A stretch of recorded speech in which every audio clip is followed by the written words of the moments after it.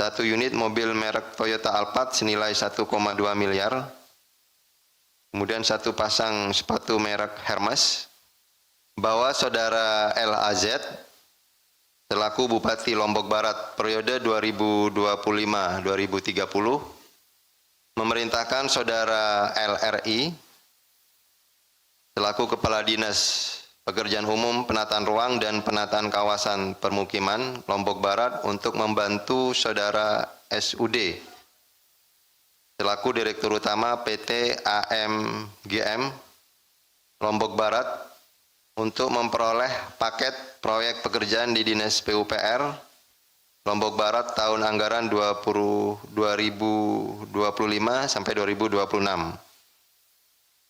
Selanjutnya SUD menggunakan CV DKK atau perusahaan miliknya sebagai full bucket proyek, di mana SUD kemudian meminjam bendera kepada sejumlah penyedia sehingga nama CV yang bersangkutan tadi tidak tercatat baik secara formil administratif di lingkungan Dinas PUPR Lombok Barat. Jadi ini menggunakan pinjam bendera. Hal tersebut dilakukan SUD agar CV DKK tidak tercapture atau diketahui oleh publik, sehingga ini memang modusnya disengaja untuk menghindari diketahuinya afiliasi-afiliasi perusahaan yang diduga masih ada hubungannya dengan kepala daerah.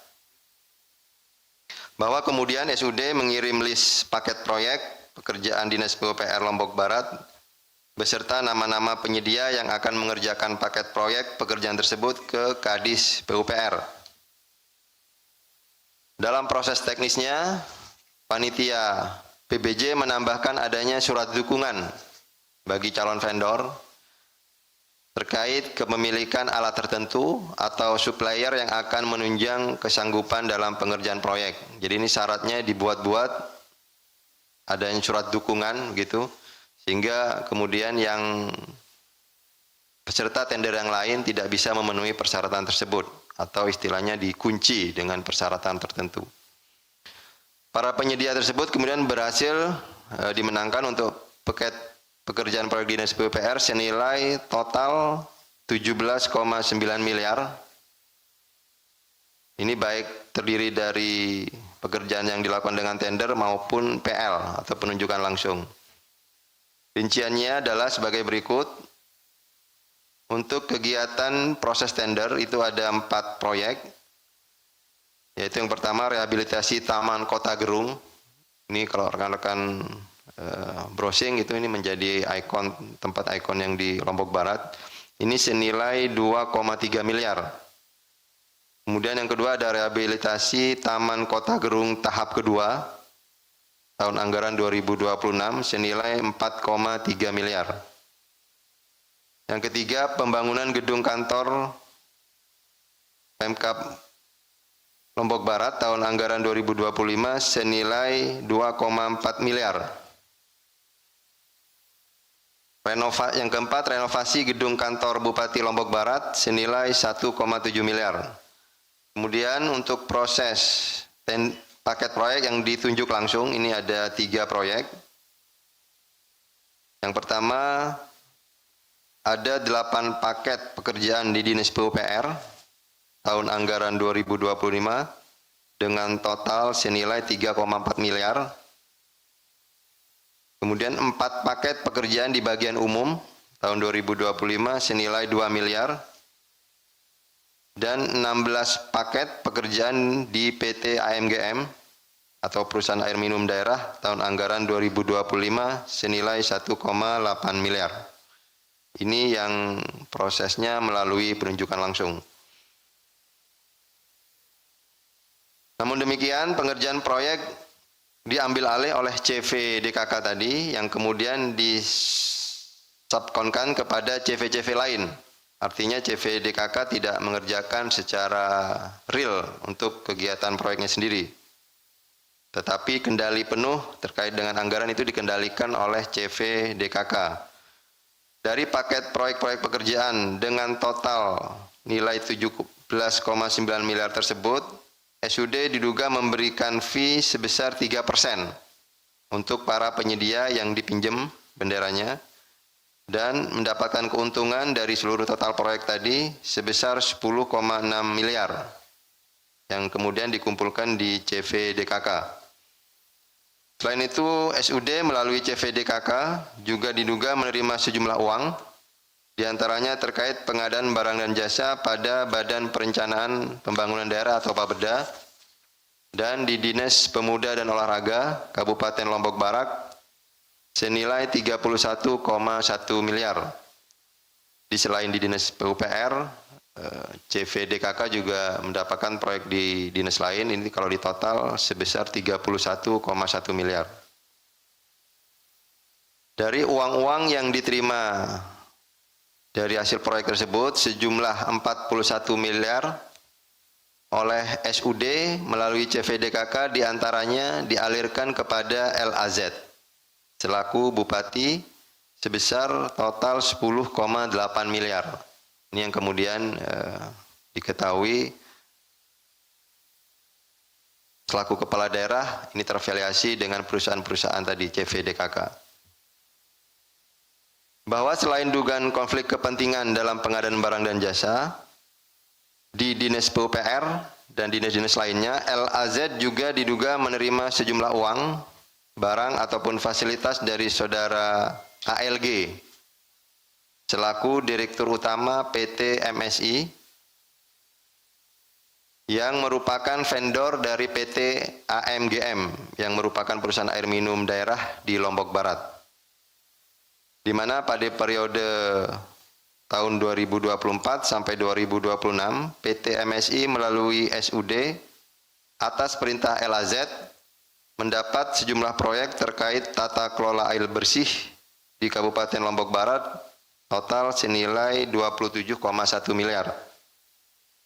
Atas proyek yang dikerjakan, PT MSI diduga rutin memberikan barang, fasilitas, dan juga uang tunai kepada saudara LAZ yang diduga mencapai lebih dari 1,6 miliar. Ini diantaranya satu unit mobil merek Toyota Alphard senilai 1,2 miliar. Kemudian satu pasang sepatu merek Hermes senilai 19 juta. Akomodasi perjalanan LOP Lombok ke Jakarta, ini Bupati seringkali melakukan perjalanan Lombok Jakarta PP ya. Itu juga diakomodir oleh PT MSI. Kemudian ada uang tunai yang juga turut diamankan, ini ada sekurang-kurangnya sebesar 380 juta. Kemudian ada juga satu unit telepon genggam merek iPhone 17 Pro senilai 26 juta. Dan juga ada tercatat satu ekor sapi kurban senilai 17 juta. Untuk peristiwa tertangkap tangannya sendiri, jadi pada pertengahan Juli 2026, tim KPK melakukan pemantauan intensif di Lombok Barat, tadi penyelidikan tertutup, setelah menerima laporan bahwa SUD melakukan penarikan uang sejumlah 1,25 miliar yang diduga akan disetorkan untuk saudara LAZ. Bahwa kemudian pada tanggal 18 sampai 19 Juli, ini detik-detik peristiwa tertangkap tangannya, tim bergerak memastikan keberadaan para pihak, serta rangkaian transaksi dan kepemilikan aset, baik itu kendaraan, uang-uang tadi, di pihak-pihak terkait, yang kemudian bisa dipastikan oleh tim di lapangan. Dan pada tanggal 20 Juli 2026, tim mengamankan sejumlah 19 orang di wilayah Lombok Barat dan dilakukan pemeriksaan awal di Mako Brimob NTB. Selain itu, tim juga mengamankan satu orang di wilayah Jakarta, yang kemudian dari 19 orang di Lombok, itu 8 orang diantaranya dibawa ke KPK. Yaitu ada saudara LAZ selaku Bupati, saudara SUD selaku Direktur Utama PT AMGM, Saudara LRI, Kepala Dinas Pekerjaan Umum, Saudara LFA selaku ADC dari Bupati, Saudara STW selaku ADC dari Saudara SUD, Saudara SAM selaku driver SUD, Saudara JUN selaku Bendahara CVDKK, dan Saudara ALG selaku Direktur Utama PT MSI yang diamankan di wilayah Jakarta. Dalam peristiwa tertangkap tangan ini, tim KPK juga turut mengamankan barang bukti apabila di total kurang lebih 9,06 miliar, 9 miliar 60 juta ya. Dengan rincian sebagai berikut. Tadi ada uang tunai dari pencairan yang dilakukan oleh Saudara SUD di rekeningnya itu senilai 1,25 miliar. Kemudian ada uang tunai di rumah Saudara JUN selaku Bendahara CVDKK itu ada sekitar diamankan 20 juta. Uang dalam rekening CVDKK sendiri itu ada senilai 489 juta.